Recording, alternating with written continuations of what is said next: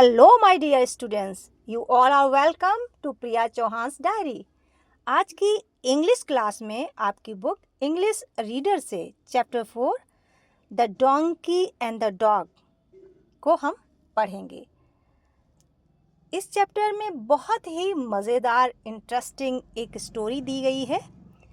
एक धोबी है, वॉशरमैन, उसने दो पेट बना रखे हैं। एक डोंकी है, गधा, और दूसरा डॉग, कुत्ता। ये कहानी हमें बहुत अच्छा मोरल सबक देती है कि हमें दूसरों की नकल नहीं करनी चाहिए, क्योंकि हर व्यक्ति अलग है, विशेष है, उसकी अपनी खुद की यूनिकनेस है। तो चलिए हम इस चैप्टर को पढ़ते हैं। मोरल इस स्टोरी का बहुत क्लियर है कि हमें दूसरों की नकल नहीं करनी चाहिए। क्या? We should not try to copy others as each one of us is unique. हम में से सब स्पेशल हैं, विशेष हैं। हमें दूसरों की नकल नहीं करनी चाहिए। हमारी जो विशेषताएं हैं उनको बेहतर बनाने के लिए कोशिश करनी चाहिए। दूसरों की नकल करके हमें अपने आप को कॉम्प्लेक्स में नहीं रखना चाहिए। ठीक है? So let's start today's chapter.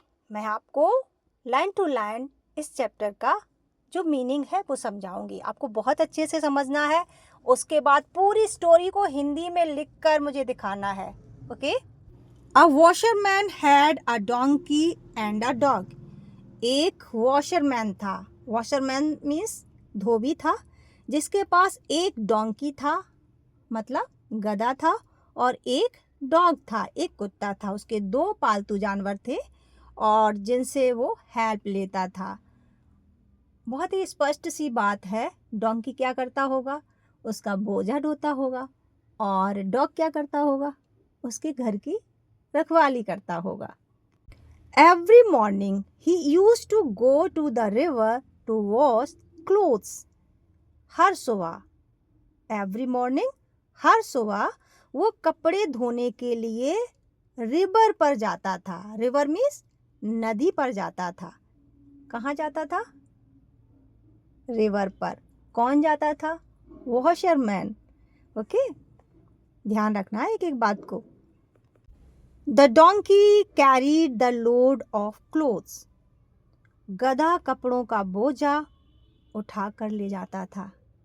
किसके साथ? वॉशरमैन के साथ। गधे का काम क्या था? भारी जो कपड़े होते थे वॉशरमैन के, धोबी के, उनको ढोता था। He lived in a shed outside of the master's house. वह अपने मालिक के घर के बाहर, आउटसाइड मीन्स घर के बाहर, एक शेड में रहता था। शेड मतलब एक छप्पर या खपरेल पड़ा हुआ कोई स्थान, वहाँ पर रहता था। कौन? डॉग, नो, डोंकी, गधा रहता था। And the dog used to stay inside the house the whole day long. और कुत्ता पूरे दिन घर के अंदर रहता था। यहीं पर समस्या थी। चूंकि कुत्ता पूरे दिन घर के अंदर रहता था तो मालिक के ज़्यादा करीब था। Right? In the evening the dog used to feel happy to see his master. शाम को जब उसका मास्टर, उसका मालिक घर वापस आता तो कुत्ता अपने मालिक को देखकर खुश हो जाता था। He used to lick his master and jump on him. वो अपने मालिक को चाटता था और उस पर कूदता था। लिक मीन्स चाटना, और जंप ऑन हिम, और उसके ऊपर कूदता था। ठीक है? ये कुत्ते का प्यार जताने का तरीका होता है। आप लोगों के पास पेट होंगे तो आप ये अच्छे से समझते होंगे। The master used to lift the dog in his arms and take him inside the house. जब कुत्ता उस पर जंप करता था, उसको लिक करता था, उस पर प्यार जताता था, तो उसका मालिक उसे अपनी गोद में उठाकर घर के अंदर ले जाता था। Seeing this, the donkey also wanted to live in the house. ये देखकर गधा को जलन हो जाती थी, जेलसी हो जाती थी, और वो भी घर के अंदर रहना चाहता था। और अपने आप से उसने कहा, may be if I also jump on him like the dog, he will surely lift me in his arms and carry me inside the house. The donkey thought. उसने सोचा कि शायद अगर मैं भी कुत्ते की तरह मालिक पर जंप करूं और तो मुझे भी वो गोद में उठाकर घर के अंदर ले जाएंगे. Next evening the donkey went inside the house. अगली शाम गधा घर के अंदर गया. He jumped on his master and began to lick him. वो भी कुत्ते की तरह अपने मालिक पर कूद पड़ा और उसे चाटने लगा. Master did not lift the donkey. मालिक ने गधे को नहीं उठाया. He took him to the shed. वह उसे वापस शेड में ले गया क्योंकि गधा बहुत भारी था, कैसे उठा सकता था. लेकिन गधा ये बात नहीं समझता था. लेकिन उसकी इस हरकत से मालिक ने उसकी भावनाओं को समझ लिया कि ये क्या चाह रहा है. Patting the donkey the master said to him. गधे को प्यार से थपथपाते हुए मालिक ने कहा. पैट मीन्स होता है प्यार से थपथपाना. You are not like the dog. तुम कुत्ते जैसे नहीं हो. You are much bigger so you can not come inside the house. तुम बहुत बड़े हो इसलिए तुम घर के अंदर नहीं आ सकते. I can lift the dog but I can not lift you. मैं कुत्ते को उठा सकता हूँ, वो छोटा होता है, लेकिन I can not lift you, मैं तुम्हें नहीं उठा सकता. But I love you as much as I love the dog. लेकिन मैं तुम्हें भी उतना ही प्यार करता हूँ जितना कुत्ते को करता हूँ. You must understand that you are different. तुम्हें ये समझना चाहिए कि तुम अलग हो, कुत्ते जैसे नहीं हो.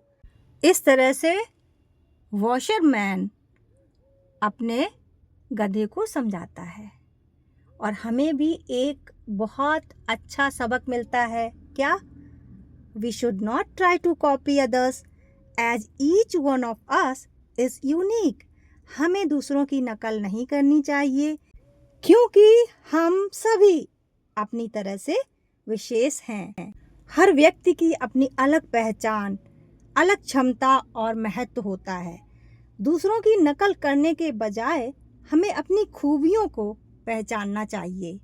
तो सबसे इम्पॉर्टेंट मोरल क्या सीखा आपने? Never copy others. दूसरों की नकल मत करो. Always value your own uniqueness. अपनी खुद की विशेषता पर ध्यान दो.